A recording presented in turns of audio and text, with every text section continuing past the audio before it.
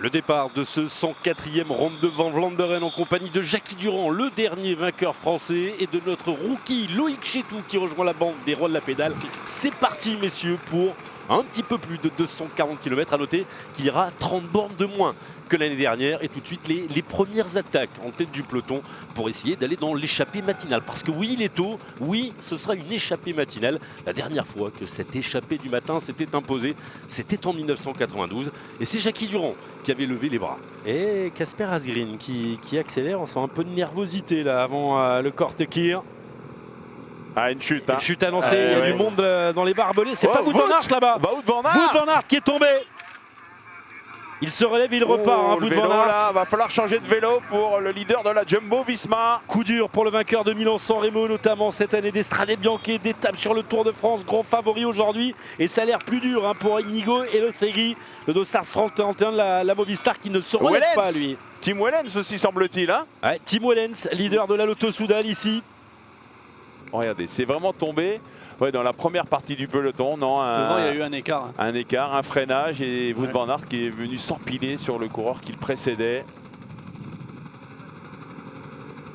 Bon, tant qu'il n'est pas touché, c'est pas trop grave encore. Mais on rappelle Tim Wellens, Wout van Aert, pour citer les coureurs favoris ou outsiders. Attaque d'Elval la gueule, je dis ça comme ça, mais... Ouais. Anticipation, ouais. On parlait de l'anticipation dans quelques kilomètres sur l'Eikenberg. Ben lui, il anticipe l'attaque de l'anticipation dans l'Eikenberg. Il attaque dans les Korte-Kir. C'est exactement ça, il se dit ça va bouger dans l'Eikenberg, il y a peut-être un groupe qui va sortir, je pourrais peut-être pas être en mesure de le suivre dans l'Eikenberg, donc je prends un temps d'avance pour jouer devant. Attention, passage à niveau.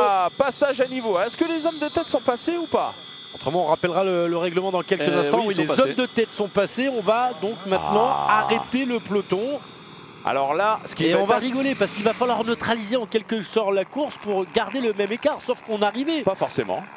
À 6,43, est-ce que ça... Oui, alors, il y a plusieurs possibilités. On rappelle le règlement initial. Normalement, c'est avantage aux échappés. Mais si les barrières sont fermées trop longtemps, est-ce que Boasson-Hagen est passé juste avant? Boasson-Hagen. Est-ce que ça sonnait? Ça, c'est bien, ça. Non, ça sonnait pas. Limite, c'était au rouge. Normalement, il n'aurait pas dû passer de Boasson-Hagen. Il peut mettre hors course. Mais bon, on a vu les dirigeants. Oh là là, messieurs! Non, mais les barrières seraient où, Jackie? Ah oui, mais. J'ai pas tout compris là. Il y a les signaleurs au milieu avec de la rubalise. On n'a pas vu passer le train. Vraiment.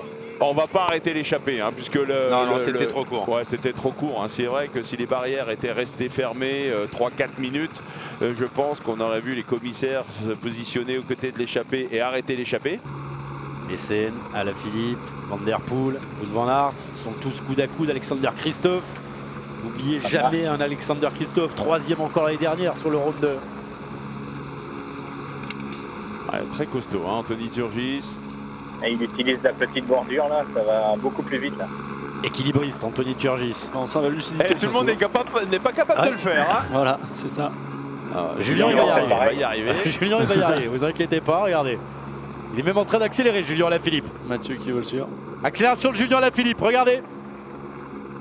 Avec Oliver Nessen, avec Mathieu Van Der Poel, il est en train de faire des dégâts, Julien Alaphilippe. Et Wout van Aert est dans l'obligation de réagir également. On le voit le cours de la Jumbo-Visma dans la roue de Bettiol, semble-t-il. Et c'est Mathieu Van Der Poel qui va faire l'effort. Impressionnant, Julien Alaphilippe. Romain Bardet est toujours là, mais il voit Mathieu Van Der Poel revenir. Bettiol, Nassen. Il est au sprint maintenant, Julien. Jasper Stuyven. Là, ça fait mal les derrière. hommes de la journée devant là. Et Sénéchal est battu pour l'instant. Alexander Kristoff est battu également.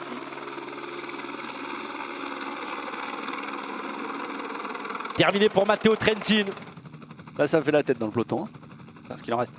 Et on l'a dit, ce Koppenberg, c'est quasiment le mont le plus difficile à escalader sur le Tour des Flandres. Certes, il est à 45 km de l'arrivée, mais voilà, il a fait des dégâts au sein du peloton. Romain Bardet qui essaye de s'accrocher, ce groupe qui va peut-être se constituer là. Romain Turgis avec Julien Alaphilippe, ils vont rouler tous les deux. Il remet une petite couche, il est à l'aise, il est en forme, Julien Alaphilippe.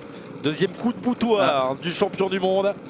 Dans cette descente, il est à quelques mètres quand même. Quelques virages un peu serrés, on va traverser cette voie ferrée.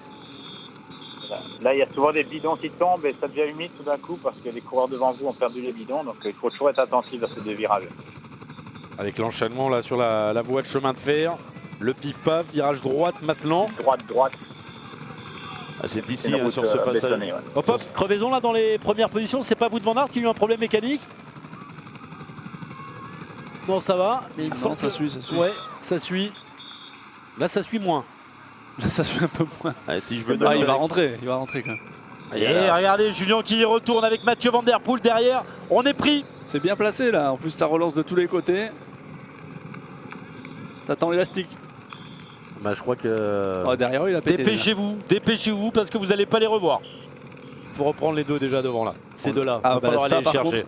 Ça c'est pas une Tyenberg. histoire. Et Wout van Wout Aert van Aert qui découvre. rentre avant le Tyenberg. On y est au Tyenberg. On va retrouver les trois favoris, annoncés. Julien Alaphilippe, Mathieu Van Der Poel et Wout van Aert. Chute de Julien Alaphilippe. Oh putain. Qu'est-ce qui s'est passé? Alaphilippe. Il reste au sol, Julien, il ne se relève pas. Oh, il est blessé, Julien Alaphilippe, il ne repartira pas. Son vélo n'est plus là. Qu'est-ce qui s'est passé avec Il le s'est fait champion accrocher du monde? ou Il a dû regarder derrière lui. il a touché la roue devant ou alors il s'est fait. C'est pas par une moto quand même. Trop bizarre. Ah, je suis très Ah, le inquiet vélo, pour il est où? Julien. Ah là, ça va changer la donne hein, pour l'équipe de Koenig qui va être obligée évidemment de réagir. Ils sont sur nombre derrière. Ah, s'il ne remonte pas, Julien, c'est qu'il y a quelque chose de cassé. Ah ouais. Il Il se tient le avec la coude, clavicule, Julien peut-être. Alaphilippe. Clavicule ou coude.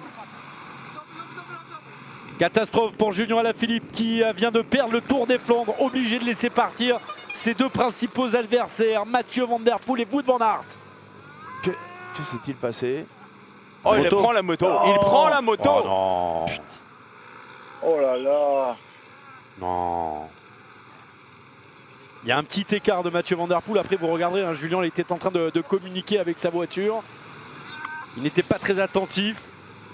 Ah ouais. Il a touché l'épaule avec la sacoche de la moto. Ah, Sa saison magnifique va s'arrêter là.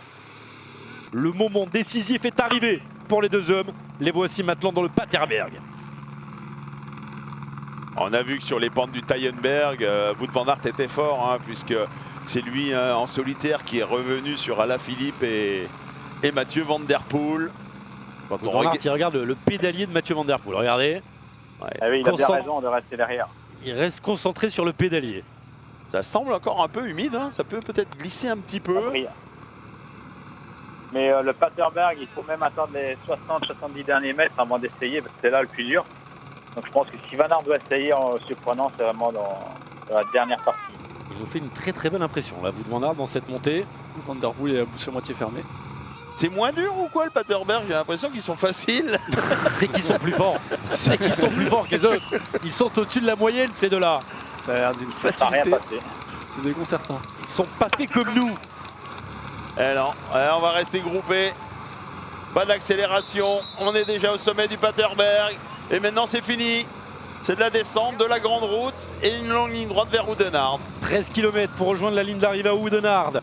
Ah, il va falloir le C'est surprendre, hein, un forcément. jeu de pistard. Mathieu Van Der Poel en tête. Wout van Aert en seconde position. Au bout de la ligne droite, un monument, la plus grande, le Tour des Flandres. Wout van Aert a remporté Milan-San Remo cette année. Mathieu Van Der Poel n'a toujours pas remporté de monument. Certes, il a remporté l'Amstel Gold Race, mais il voudrait imiter son père, Adrie Van Der Poel, vainqueur du Ronde van Vlaanderen. C'était en 1986 devant Shane Kelly et Jean-Philippe Van den Brandt, pardon. Ah, je pense que le vent vient légèrement de la gauche. Et pour lancer le sprint, il faudra le faire le long des barrières pour éviter que l'autre coureur prenne de l'abri. Et ça revient derrière avec Florian Sénéchal, avec Oliver Nessen. Ils sont à 500 mètres. Oh là là, on connaît leur talent sur la Ça se route, regarde, hein. dans les sous-bois, mais sur piste, on ne les connaissait pas aussi stratégiques. Wout van Aert ne veut pas passer. Mathieu Van Der Poel, tel un pistard, tête tournée. Ah, il a beaucoup plus petit, hein. Regardez la vitesse de jambe de Mathieu Van Der Poel, il a beaucoup plus petit Ouais. que... Casper Asgreen qui accélère derrière pour aller chercher la 3e place. Casper Asgreen qui était 2e l'année dernière. Derrière Alberto Bettiol. 250 mètres. Mathieu Van Der Poel toujours en tête. Ah, ce Ça sera attend, un sprint ça attend. de 150 mètres, 150 mètres. Oh, ça va être un Il a sprint quand même très court. bâtonné, Mathieu voilà. Van Der Poel qui est obligé de lancer parce que derrière, Wout van Aert a dégainé. Wout van Aert qui remonte Mathieu Van Der Poel. Le Belge qui fait l'effort mais qui ne passe pas pour l'instant. Avantage à Mathieu Van Der Poel Mathieu jusqu'à la ligne.